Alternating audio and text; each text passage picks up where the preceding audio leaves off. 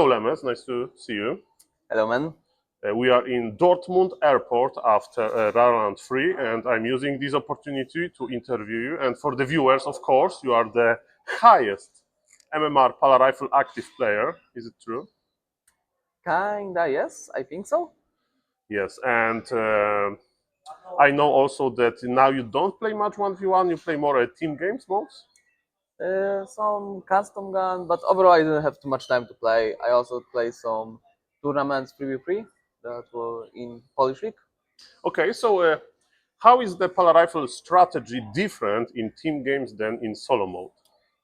Well, it's more about timing, like you still can do push or secure expansion of your ally, and then you transition into the probably mortal teams and you play like the glass cannon build for your team, like you are the damage dealer and the support. Okay, so but for me, the most important, the most interesting part of Paladin Rifle team play is level 5 Paladin. Do you go for Holy Light or for the Aura? Depends on my opponent and usually what units I have. If I have the team with like only glass cannon units, there's no point in going to Holy Light defensively. Also, if there is like no undead in enemy team to nuke, for example the DK, then there is also no level 3 Holy Light. I'm thinking, but I think I never, like I always go level 3 Holy Light because there are always something like MGs to heal or undead to kill. So yeah. Okay, so it depends, but as we know, Aura on level 5 was a little bit buff, so this +6 armor is quite interesting, especially when you can share between allies, but as you It's said... +6. Yes, +6, right? So it's an interesting choice, and especially in like in 2v2 maybe it's always Holy Light. In 3v3 is like maybe interesting breakpoint, and in 4v4 when you have a lot of big fights, the value of Aura is getting up. But as you said, it depends mostly. Okay, what about in 1v1? Because as we can see, some small spike with Paladin Rifle strategy popularity. For example, when I'm watching some grabby content on Binet, I see Paladin Rifle players. Also, we can hear in the community there is more and more Paladin Rifle players. And can you like describe from your point of view strengths of Paladin Rifle strategy and why more and more players are choosing this strategy? So the Paladin Rifle is overall the way easier than AM40s. You don't have tier 1 expansion, you play one base. All your units are together. Paladin is great in negating damage and healing your units. Then it's like your opponents also have no clue what to play against it. Usually your opponents have knowledge what to do against certain strats like AM because they watch pro players playing those strategies. When they see pro players, there is almost no one who play Pali Rifle, so people need to figure out on their own what to do against the strategy.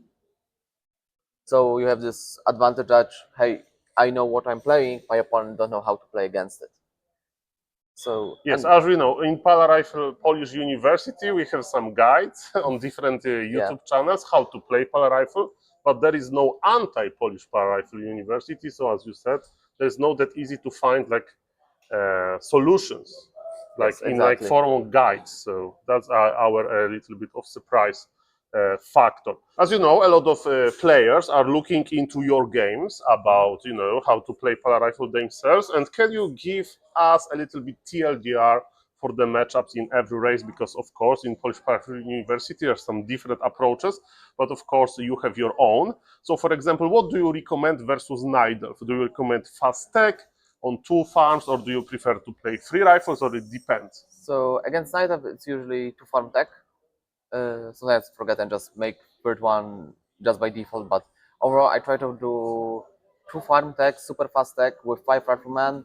You can delay the last farm that you usually do with 3 farm tech, and then you will end up having not 41 on 44, but it's like 39 or 57 or something. I don't remember exactly the numbers. 38. 38, yeah.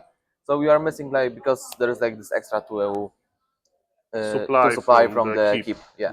So that's how you can fit 5 riflemen and the blood mage, and then you can make +2 attack, extra farms. You grab militia, you just push.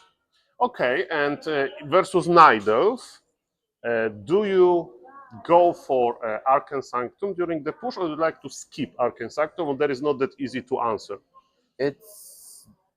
I usually skip it when I'm pushing, but if you do a lot of damage and you think you are winning, but your opponents buy a lot of time and their bears are coming, etc., you might try to power build Sanctum for some sorts.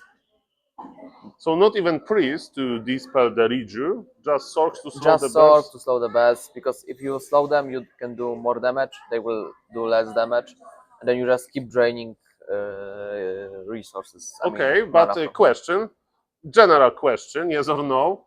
+2 attack for rifles or Arcane Sanctum? +2 attack. In Elf, against Elf, +2 attack. Okay. What about Undead? We know that Undeads can try to a little bit experiment with both expansion and one base. And do you agree with my statement that one base Undead is usually like easy to beat, and we should only focus on how to counter the Undead with expansion? One base Undead is definitely easier. It gives you way more space. You can allow you to tier 2 expo or go to tier 3 late game himself.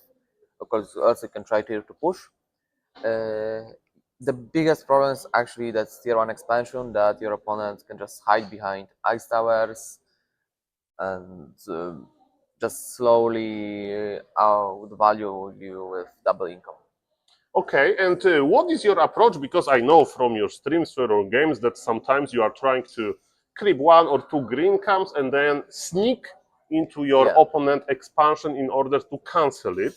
Yes. And of course, some others are better with scouting. And my question is, if like for the viewers, if they don't want to cancel the expo, like should they try to creep defensively? Like, how do you decide basically? Should you go for the cancel expansion, or should you just creep? It's like it depends on your opponent, on the map. It depends on, do you see the scouting skeleton or something like that? Usually it depends on the map, that if the map allow you to the proper cancel and it what timing. For example, on Northern Isles, you can grab you do altar creep, you creep the mage Orc warrior, yeah. then Tuskar camp. Yeah, the Tuskar camp with Orc Magi, and then you can creep Murlocs. Then you can try to rush to your opponent, cancel the expansion. It should be around 70% down, usually. So yeah, like it depends on the map, how to creep, and if your opponent can easily intercept you or not. Okay, so if my opponent expanded, do you still cut Arcane Sanctum, or do you add mortars? And what is the unit composition during the push like for you? Depends on what enemy hero is. Against like Crypt Lord, sometimes I'm just going for the priest to get rid of the beetles, but also depends on what my opponent's playing. And because of the lack of Archwit, I saw that you usually cancel the auto heal effect. Am I correct on the priest? Yes, especially if you heavily dispel. So you first get rid of all the beetles, then you can turn on the heal. Okay. Perfect. And versus Orc, because Orcs are even more flexible versus Paladin Rifle. We can see pure laming, we can see like hybrid laming, so they like lame you until they have tier 3 unit composition. We can see a straight up like tier 3 tri-hero even without laming army composition. We can see like tier 2 Alliance somehow, sometimes with the Naga. So how do you approach, and we can see Wyvern laming, of course. So how do you like approach? Like, okay, if you want to scout a lot, how? Because with Paladin Rifle, scouting is not that easy. Yes. So the easiest scout possibility is just to hit level 3, get a proper upgrade, get the Blood Mage, rush to your opponent, see what happens. If your opponent is trying to lame you with any source and have already the cement upgrade, you just TP back, play defensively, set up your defensive setup, depends on what your opponent is playing. And then you try to catch him on the map, you try to stop him from making expansions, etc. A lot of the time, it's just the easiest way to just keep running around him. Do not let him do anything. Do not let him open his expansion. Do not let him creep, so he don't have the hero levels. And then you just set up the defensive make the defensive setup, you can go tier 3, go MK, so now you have proper lockdown, so you keep running after him, keep getting more units, keep getting more value. Okay, and I think can you mention this amazing synergy between Blood Mage Banish ability and Dragon Hawks? And basically, when you see Wyverns, do you ever go Gyros or you only try to transition into Dragon Hawks? I don't really like gyros because your opponents just make few bats and they can easily get rid of them. Also, a big number of wyvern can deal with the small number of gyros pretty easy. So for me, it's better to just go some Dragon Hawks, catch the wyvern, banish the Dragon Hawk, focus fire. Then you add Sorks, so now you can invest Dragon Hawks and you have permanent vision over your opponent when he is running around. So this is also another nice addition. And So, also investing into Dragon Aviary with Paladin Rifle, you can, when the game is stabilized, do you sometimes go for Gryphons versus Orc? probably not, because even if I get to tier 3, depends on what my opponent is going. Like when you Like if he skips like Wyverns and goes Raiders.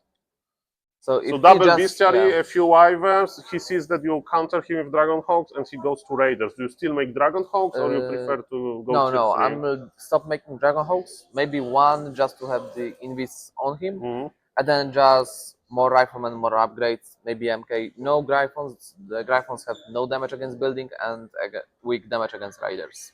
Okay, and the last matchup, the most problematic matchup for all Paladin Rifle players, of course, the Human Mirror. So recently we saw that your activity in Human Mirror is basically you are playing Archmage. And can you tell us the reason behind it? Well, it's kinda I ran out of option with Paladin.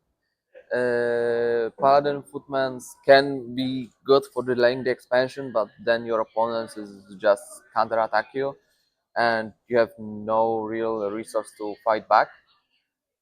If you go straight up to Riflemans, your opponent just make defend, and the Footmans are unkillable for you. Mortar teams were quite good, but your opponent, if it has good micro, there will be no kills again. Okay, the so Gryphon are too slow to catch them too. So yeah. So yes, as the Polish Parallel University, we had some solutions popularized by you with this tier 2 mortar 2 addition, but still, even though it was looking a little bit better, still the opponent could experiment with MK first, for example, which is even more problematic. Yes, MK first is just kinda... And basically the standard human counter is too strong. And basically, even though you play Paladin Rifle, I think we can agree that in order to get like not get angry in this matchup, it's just better to learn the standards. I think so. You can also try to experiment with like MK first, Expo, etc. Not always AM, but yeah, I think Paladin right now has no shot. Okay, and basically, have you been thinking also about maybe learning?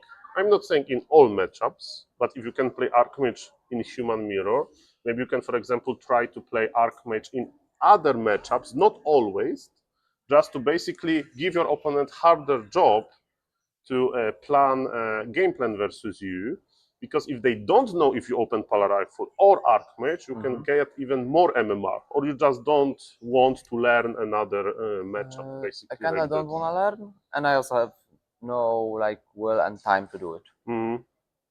Speaking about will and time, I know that you play a volleyball. Yeah. So basically, as you are as good in volleyball as you as good in Paladin Rifle. Kinda. It's hard to judge.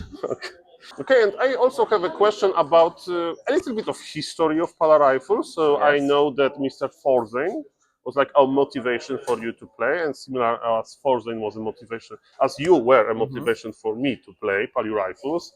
And Forzain stopped playing Paladin Rifle, but can you tell me a little bit of like how he was playing, like the biggest differences? Of course, I'm aware that was in different parts, but what is his approach to Paladin Rifle? So I think he played that only against Orc and Undead, and it was kind of similar games to mine. though he had like harder time because there was like 20 wood more for the forge. For the blacks. For the black, yeah, sorry. Hmm? And then he probably usually do tier 2 expo against Orc and tier 2 push against Orc. Yeah, versus Under. Yeah, Orc meta and was a tier little 2 bit expo different. against Yeah, I saw like a Orc. thought cast of a game of Mr. Forzen versus Happy, and he was playing one base, you know. So Yeah, it was like this DK standard yeah. thing. Build order now, Bulls are taking over and they're way harder. Okay, Lemes, and to finish this interview, like, of course, your stream is amazing. I know this is a rare thing because you are a busy man in real life. But can you tell us, like, what makes you so emotional during the stream? Because some players like laugh about this, you know, it's like, oh, like, this guy is so angry. And for me, it basically shows a little bit, you know, of motivations, emotions, you know, because like, you really want to win. So I actually appreciate that. Yeah, that's my thing. That when I do something like the competition one, I always give like 100% to myself. And yeah, I cannot play like if I want to play weaker, I cannot. Like even if I just want to relax now, I need to play 100%. Okay, and this aura around your stream brought the chair meme, and can you debunk a little bit the chair meme, because sometimes you can see in your chat some. So I realized that my chair is kind of like it's shaking, etc. So I just grab a thing and Like a key, like a yeah, tool key to. to just to fix it. And of course, someone clip just make a one screenshot of it. I don't want to point to and make it a meme that I'm showing the chair, which is not that true.